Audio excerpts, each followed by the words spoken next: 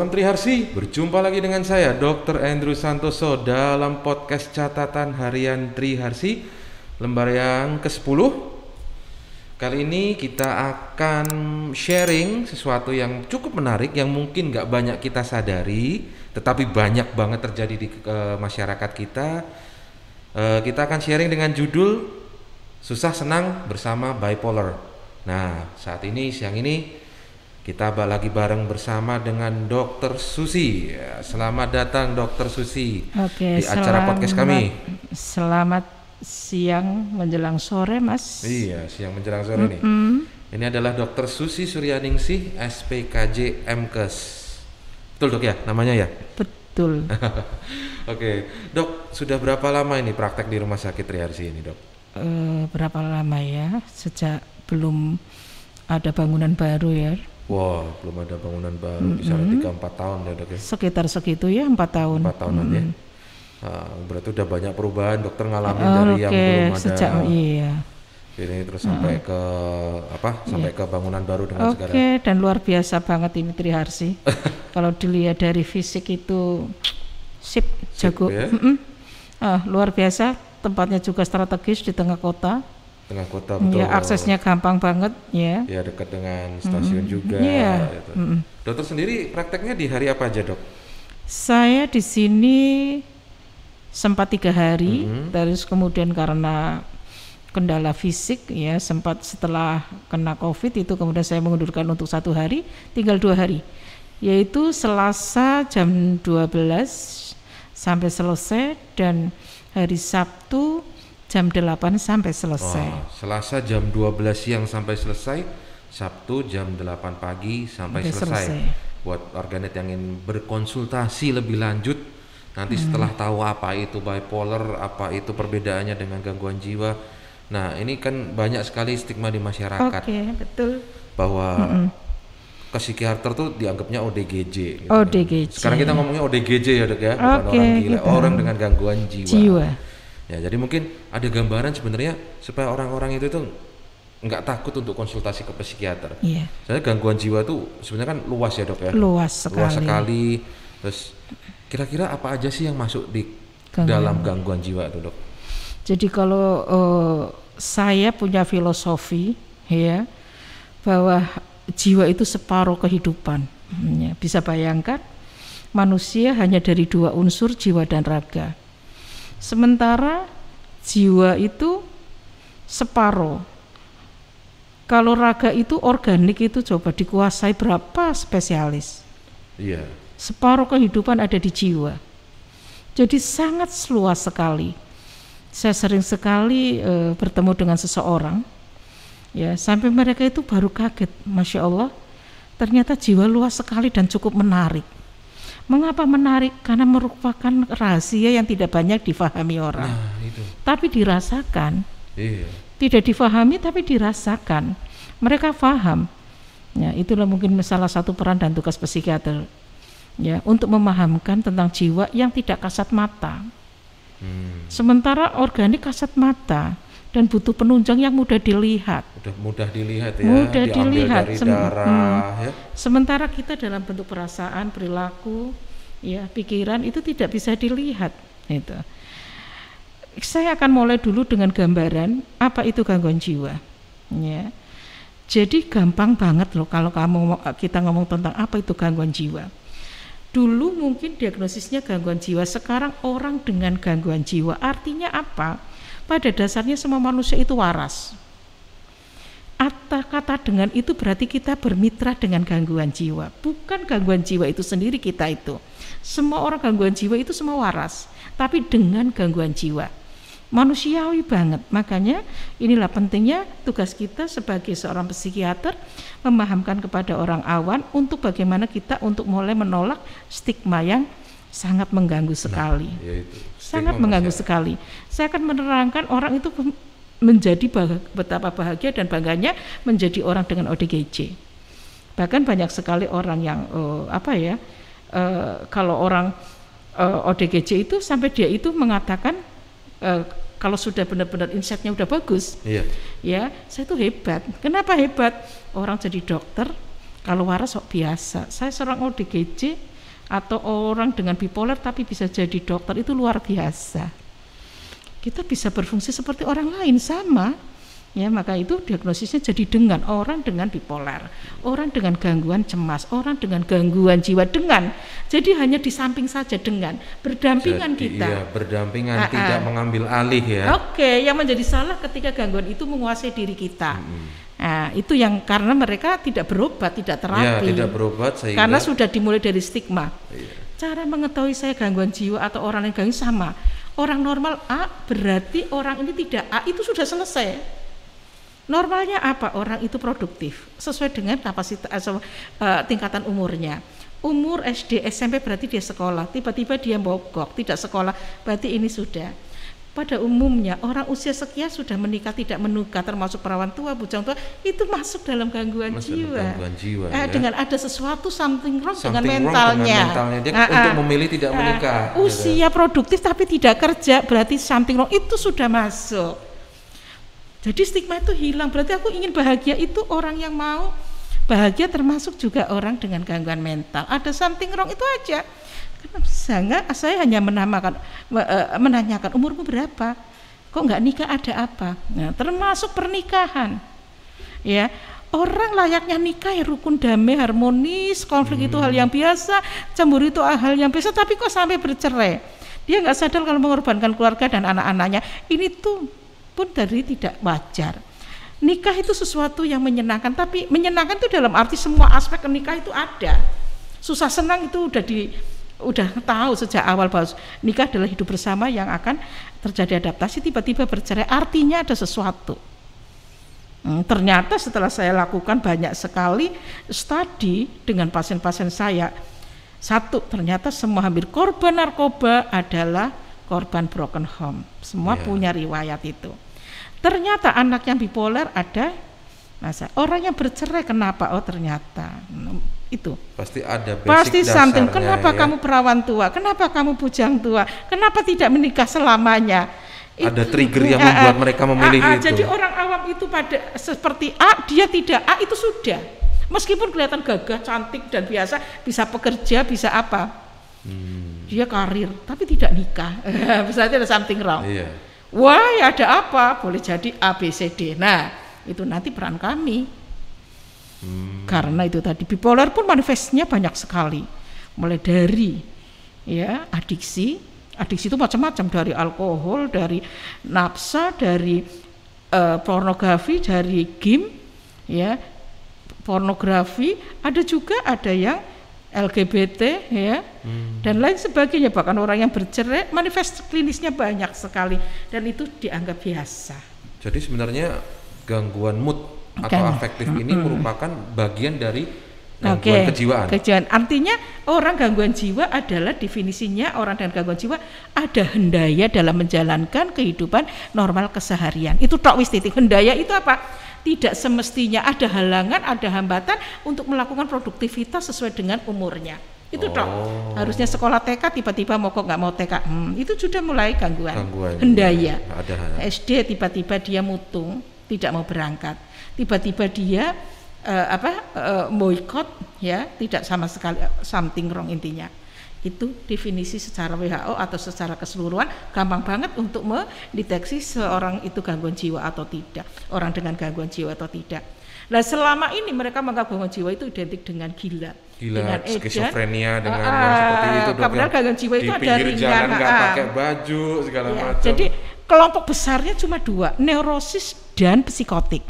Kelompok besar lah ya. Neurosis itu ngalami sesuatu yang tidak nyaman tapi tidak mengubah pikirannya masih realistis.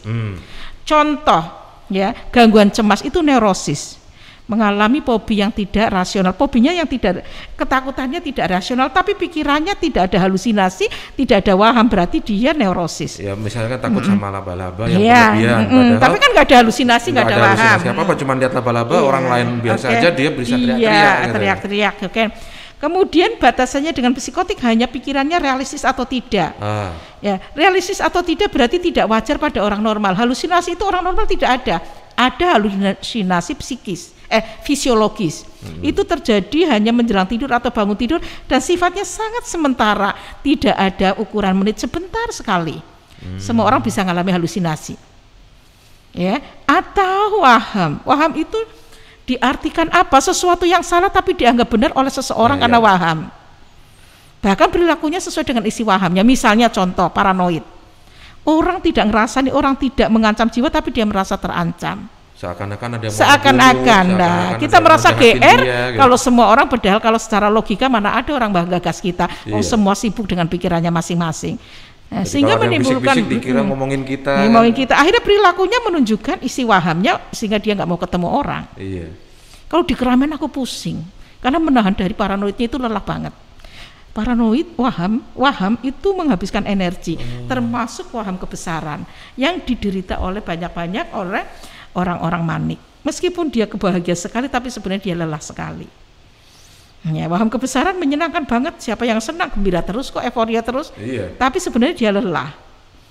Terus waham nihilistik, apalagi pengen bunuh diri, itu juga melawan itu dia lelah sekali. Apalagi waham paranoid, macam lelah sekali, energinya habis orang waham itu. Sehingga ketika orang dengan waham tidak menjadi normal lagi karena tidak ada energi untuk menjadi orang terstandar. Itu jadi itu Mas, ya. Kita hanya bisa, jadi kalau orang berarti ada sesuatu dengan diri, sebenarnya kita udah nyari aja. Ya kalau kita malu ke rumah sakit, cari ke rumah. Kalau kita tidak ini mungkin paling minimal curhat, menanyakan, ya paling tidak. Tapi orang kadang sampai titik nadir baru sampai berantakan benar hidupnya baru datang karena ada stigma bahwa kalau saya ke psikiater saya gila. Gitu kan. Sebenarnya kan enggak gitu, padahal kalau kita bisa lebih awal menterapinya bisa lebih dini dan lebih mudah produktif ya hidupnya nanti gitu. Nah, kalau bipolar sendiri itu kan termasuk dalam gangguan mood ya dokter. Ada yang lain nggak selain bipolar? Lah ini tadi secara besar neurosis dan psikotik tadi. Neurosis berarti gangguan jiwa ringan, psikotik gangguan jiwa berat. Ya nanti golongan yang psikotik itu nanti kesananya ada sisoafektif, ada schizophrenia juga macam-macam, ada yang paranoid, ada yang hipofrenik, jadi orang yang tiba-tiba kembali menjadi anak guyu dewe dalam khayalannya. Kemudian katatonik yang seperti kaku mekengkeng, tidak bisa bicara, tidak kayak patung. Ya, itu masing-masing ada kategorinya. Kemudian yang neurosis itu mulai dari cemas, psikosomatis, histeria konversi, yang otaknya seperti biasa kita bisa normal, tidak, tapi cukup mengganggu. Perbatasannya ada di mana? Ada di bipolar. Bipolar itu bipolar ringan tipe 2, batasannya hipomanik. Tipe yang lebih berat lagi adalah tipe 1 yang manik, lebih berat lagi. Kemudian batasan berikutnya bipolar dengan psikotik. Yang tadi yang ada. Jadi bipolar tipe 1 plus psikotik, misalnya lebih berat lagi. Bipolar gangguan alam perasaan plus gangguan realita pikiran. Kalau bipolar sendiri kan sebenarnya gangguan alam perasaan. Sementara kita akan bicara dari komponen jiwa Mas dulu. Bahwa jiwa itu mempunyai komponen banyak sekali. Ya, tapi yang paling populer dan paling kita kenal adalah hanya 3 sebenarnya yang paling semua memahami dengan jelas, yaitu alam perasaan, alam pikiran, dan perilaku. 3. Sebenarnya banyak, ada insight, ada penampilan, ada memori, ada atensi. Gangguannya masing-masing punya semua. Gangguan atensi seperti ADHD, gangguan memori, macam-macam, ada gangguan perilaku menyimpang seperti gangguan seks menyimpang dan lain sebagainya, macam ada bulimia, makan menyimpang, perilaku makan banyak sekali, tapi tidak begitu populer karena jumlahnya juga sedikit. Lah inilah kita akan membagi gangguan alam perasaan, tadi ada 3 kan, gangguan alam perasaan, kemudian gangguan perilaku, yang dua-duanya bisa menyebabkan alam perasaan dan alam pikiran. Alam perasaan dan alam pikiran. Iya. Yang dua-duanya akan melibatkan menjadi perilaku yang aneh, yang tidak wajar karena ada 2 ini. Yang paling sebenarnya parameter kita menjadi orang yang merasa sakit atau tidak itu di insight atau tilikan diri. Insight-nya. Semakin buruk tilikan diri seseorang, maka gangguan jiwanya semakin berat. Semakin ringan insight-nya, karena insight juga ada derajatnya 1, 2, 3 sampai 6. Kalau yang paling berat sekali itu bahwa dirinya tidak merasa sakit, padahal makanya sudah mengganggu sekitar. Ya, orang-orang yang di RSJ itu insight-nya kalau sudah di sana itu mesti ditanya, kamu kenapa tidak tahu? Nah, kenapa kamu ada di sini? Saya juga tidak tahu, yang membawa orang tua saya. Dia tidak tahu dirinya, padahal sudah di RSJ dia kan. ngerasa dia sakit dan ngeganggu. Oke. Ada lagi yang paling ringan tapi tetap saja insight-nya buruk, adalah psikosomatis. Dia tidak akan pernah datang ke kami sebagai psikiater kecuali ada kriteria diagnostis bahwa dokternya yang rawat dia bosen, termasuk pasiennya bosen. Sering sakit lambung, yang tidak berkeujungan dan tidak ada ujung pangkalnya, apapun, kelar-kelar, karena gitu. Sumbernya dari pikiran. Nah itu makanya ada klinik atau psikosomatis ini juga bagian divisi penyakit dalam, tapi terapisnya mereka tidak bisa kuasai. Tetap aja bagian dari kami, maka kami menggunakan nama istilah lain CLP, Counseling Licensed Psychiater. Bagaimana kita seorang psikiater yang mengkaitkan dengan gangguan organik, baik obatnya ya, dok, ya, maupun diagnosisnya. Kalau gejalanya bipolar sendiri itu sebenarnya untuk bisa dideteksi dini apa? Soalnya kan sebenarnya kita bisa, kalau orang lain mengatakan, dok apa saya termasuk gangguan kepribadian ganda, ya istilah awam boleh-boleh sajalah, monggo. Sing penting ngertinya kaya apa. Iya, soalnya kan kadang kemarin lihat artis tuh tahu-tahu marah, ya, tahu sedih. Seperti pribadi up and down-nya itu tuh susah, senangnya tuh sedih, ekspresif kelihatan ditampakkan ya. Gitu. Lah oke, masa gini dok, itu gampangan bagi kami. Enggak usah banyak-banyak. Emosi tidak stabil itu dok, langsung dia swing. Ya dok, swing ya. Itu yang ringan sebenarnya ya. Saya akan bicara bipolar. Saya gampang sekali, hampir semua pasien yang datang saya mesti aku punya oret-oretan. Kalau saya pastikan dia bipolar. Bahasa bipolar itu gampang banget. Saya masuk saja sudah tahu. Secara fisik penampilan juga, makanya penampilan bagian dari komponen jiwa. Ya penampilan saja sudah tahu. Oh, untung bipolar. Saya nggak berantakan penampilannya. Enggak, orang bipolar itu selalu cantik. Meskipun sedih tetap cantik karena ada maniknya. Bedanya dengan depresi apa? Manik. Kalau orang itu bipolar kasarannya manik depresi, orang kan? Iya. Pada satu orang mengalami episode yang begitu berbeda-beda. Episode yang fluktuatif antara, dan masing-masing individual, masing-masing beda-beda. Makanya penting banget insight para pasien bipolar untuk saya meyakinkan bagaimana insight-nya harus baik. Saya giring karena terapinya di situ. Emosi tidak stabil, saya jelaskan saja. Artinya dua. Polar artinya kutub. Bipolar adalah orang yang hidup di dua kutub ekstrim antara manik dan depresi. Saya jelaskan itu aja. Manik depresi, kalau seneng semangat sekali, tapi kalau sedih sekali. Kalau seneng itu euforia habis, koyo seperti dunia miliknya, overconfident habis, cerdasnya muncul. Ya tidak sekedar foya-foya, cerdasnya juga hebat, pinternya juga hebat. Kalau ngomong itu membius segalanya. Makanya tidak mungkin orang politikus tanpa manik, kudu nganggo manik. Supaya bisa sampai seperti itu saya mendengar Prof bilang begitu. Tidak mungkin seorang politikus hebat tanpa manik. Jadi intinya dunia ini ramai karena manik. Ya, contoh itu. Kemudian ketika depresi nggak tanggung-tanggung, selham, menyakiti diri, tidak rasional. Sakit kok jadi kepuasan, pedal cutting, pedal pukul-pukul diri, ya kan? Pukulin diri. Kemudian sampai dia cenderung untuk nihilistik, sampai yang berat itu tidak mau hidup, sampai cenderungan pikiran untuk bunuh diri, bahkan mencoba bunuh diri. Kalau lagi sakit sekali, kalau lagi senang banget, itu lebih bipolar. Contohnya gini mas, ya, saya dengan jenengan, ya, saya contohkan analogan jenengan bipolar, aku normal. Wah, orang adil gawe contoh, oke. Ketika aku mas, kita berdua lulus ujian, jenengan langsung, saya lulus. Yang normal, alhamdulillah lulus itu biasa, itu hidup ya, ada lulus ada tidak. Nah, kemudian ketika seneng era umum, tapi ketika ternyata kita orang yang tidak beruntung, kita gagal, sedihnya kita nggak sedih sekali, paling berkabung sebentar, cukup sehari saja. Yang bipolar tidak, bisa sampai berhari-hari dan nangis, itu orang mandek-mandek.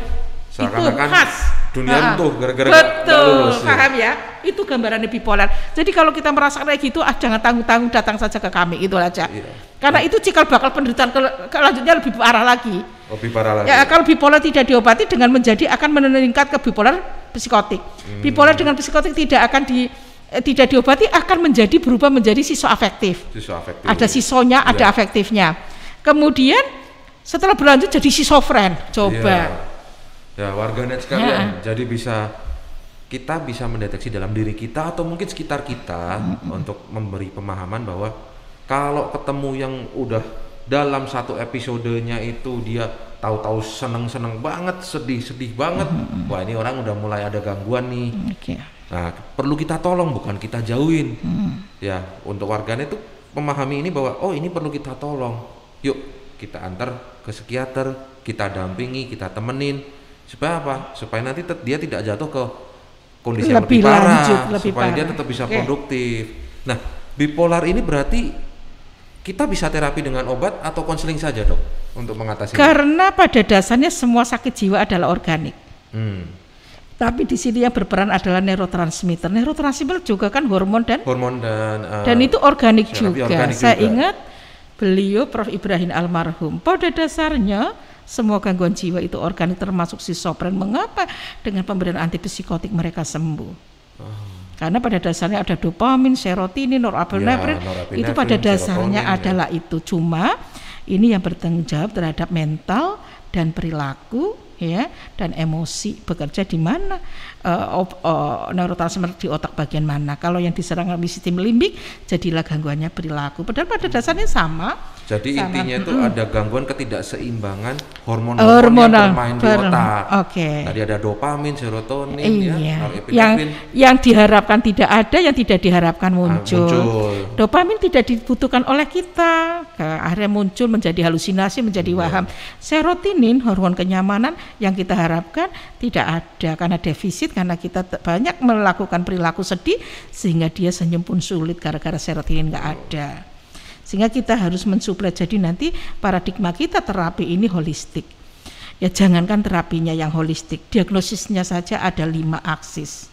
Ini gambaran gangguan dengan gangguan mental itu aksisnya 5. Yang pertama diagnosis itu sendiri, yang kedua adalah gangguan kepribadian atau kepribadian premorbid sebelum sakit itu kita lacak.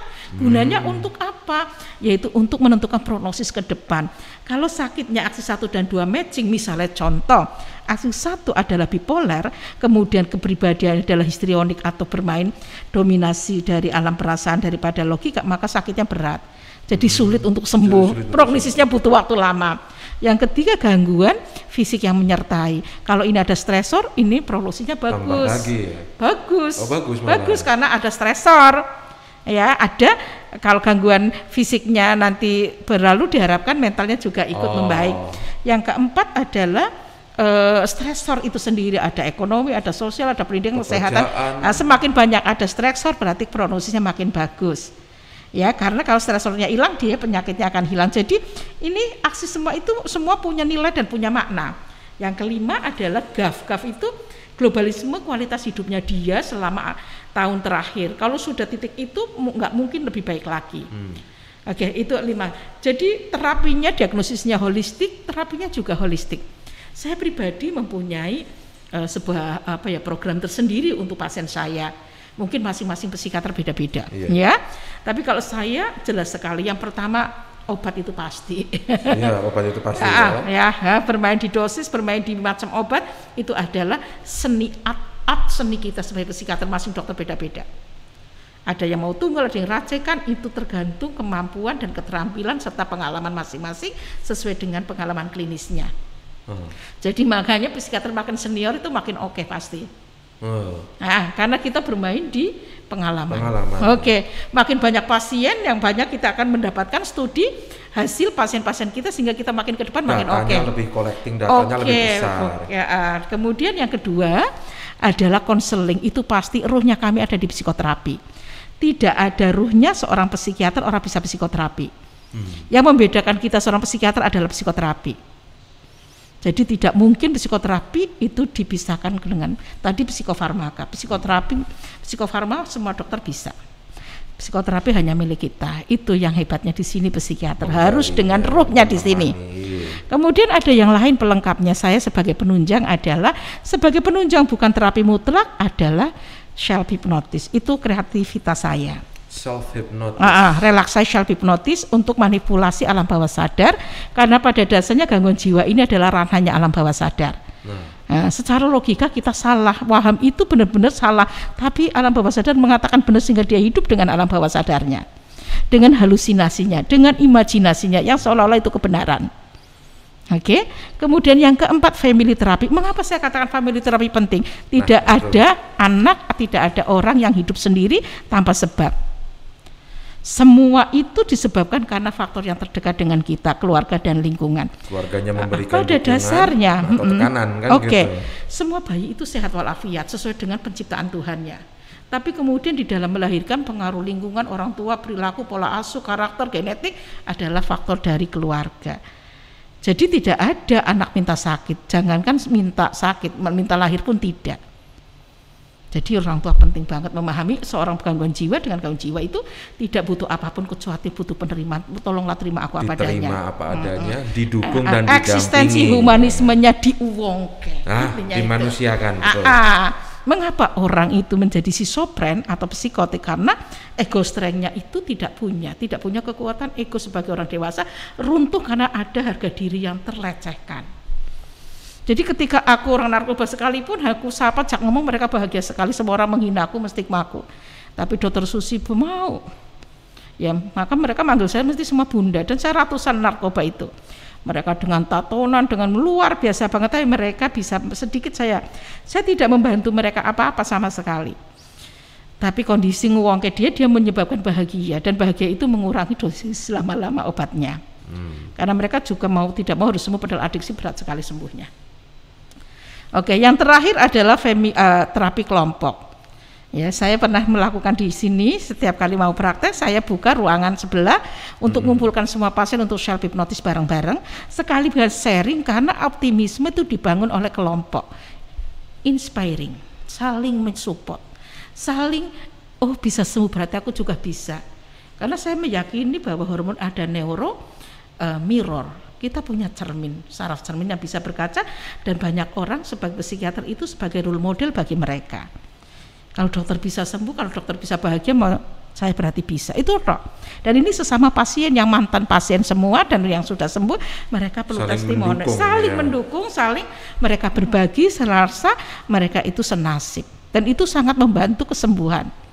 Terapi family. Kriteria kesembuhan sendiri untuk bipolar itu lepas obat atau terkontrol dengan obat? Kondisional, beda-beda. Pada dasarnya semua sakit bisa sembuh. Pada dasarnya itu janji Tuhan. Ini juga sama, ya. Saya hanya menyatakan aku menderita sekali, tak harus kasih pilihan.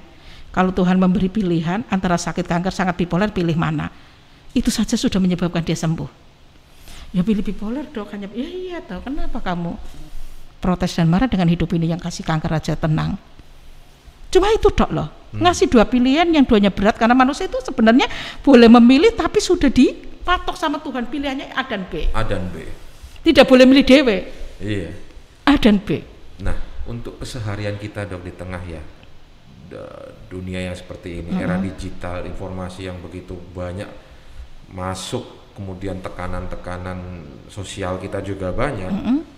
Itu bisa nggak kita mencegah timbulnya bipolar ini dalam diri kita? Sebenarnya kalau semua tergantung kebijaksanaan diri, insight diri, itu tadi saya katakan skala prioritas, terus bedakan kebutuhan dan keinginan. Yang selama ini orang bipolar adalah keinginan. Bukan will berarti keinginan. Keinginan, jadi yang dituju adalah kepuasan. Satisfaction. Ini yang tidak pernah ada akhirnya. Kalau butuh semua sudah selesai. Kalau orang tahu bahwa butuhku ini, tidak ada orang sakit bipolar sebenarnya. Jadi dia lebih ke aku tuh pengen, bukan butuh. Butuh. Ya? Jadi kebutuhan itu adalah ranah pikiran, tapi kalau keinginan ranah perasaan. Jadi sebenarnya itu banyak keinginan, banyak angan-angan, tapi nyalinya kecil, jadilah ke sana. Jadi pengennya jadi oke. Jadi kalau saya hanya mengatakan ini Mas, gampang sekali. Orang bipolar hanya dua, lelah jiwa dan kapusan. Saya akan berilustrasi. Mengapa lelah jiwa?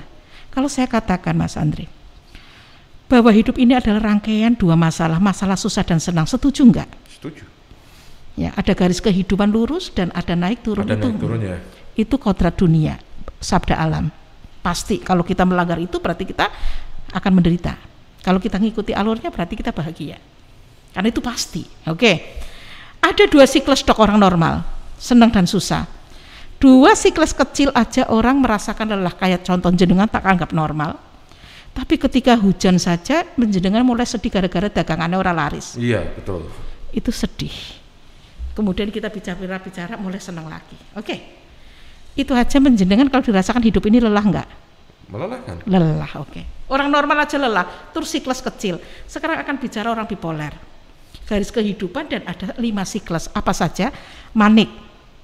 Setengah manik namanya hipomanik. Setengah depresi namanya siklotimik atau distimia. Kemudian depresi. Kemudian sembuh sempurna, episodenya ada 5 siklus besar. Ilustrasi gini aja orang paham.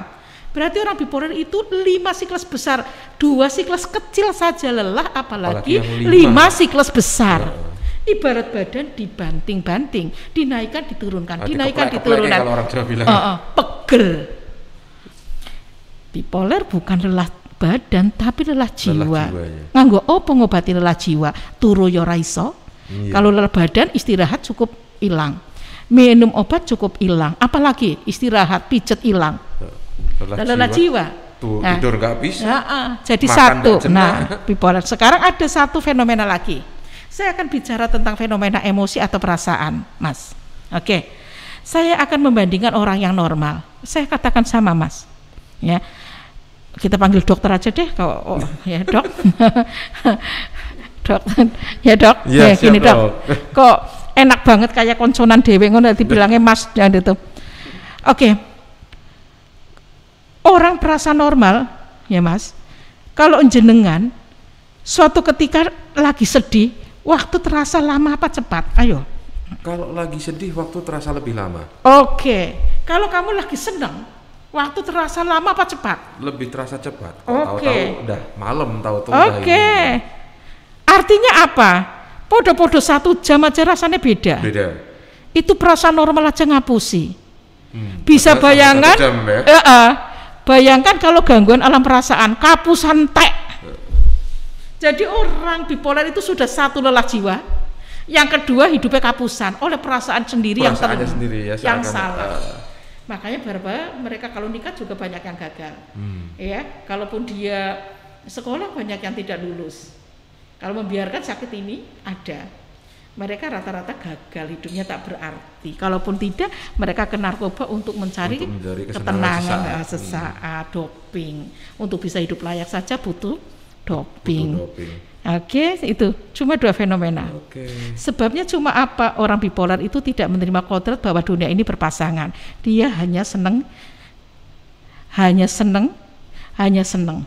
Kalau bisa susah, kalau seneng kenapa harus susah? Iya. Kalau ada seneng, ada susah, dia hanya menerima senengnya saja. Kalau ada hitam dan putih, bisa menerimanya hanya putih tok.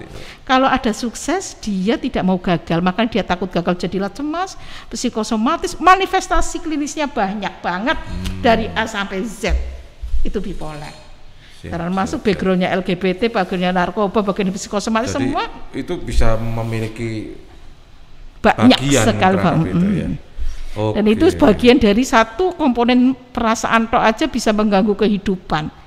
Itu gangguan jiwa luas sekali. Ya, gitu mungkin Mas. Baik. Terima kasih Dokter Susi atas sharingnya yang cukup luas, jadi kita bisa lebih terbuka pikirannya warganet sekalian bahwa orang dengan gangguan jiwa bukan berarti orang gila, tapi orangnya itu normal tapi dengan gangguan jiwa. Sebelum itu parah, yuk kita bantu, kita ajak ke Rumah Sakit Triharsi, ketemu Dokter Susi, biar Dokter Susi bisa membantu, sehingga orang-orang ini bisa sembuh, bisa kembali produktif.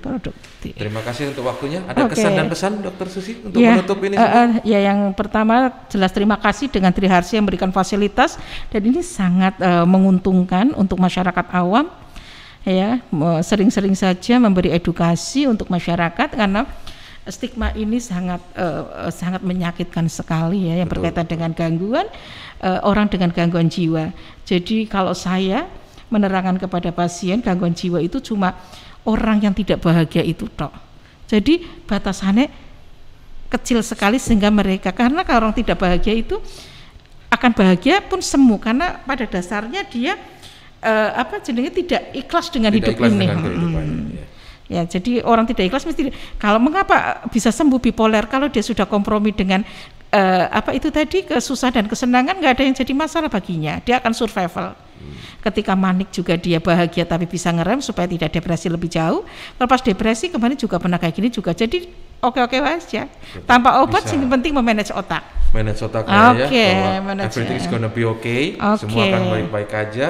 Ini namanya hidup, ada ups and downs-nya, ada susah ada senangnya. Terima kasih buat sharingnya Dr. Susi. Sama-sama Mas Andri. Warganet sekalian, nanti kita akan bertemu lagi pada sesi-sesi lembar-lembar curhat berikutnya dari catatan harian Triharsi. Saya Dr. Andrew Santoso dan Dr. Susi. Iya. Mohon pamit. Salam Triharsi. Salam Triharsi. Sehat, bahagia, sejahtera. Ciao. Ciao.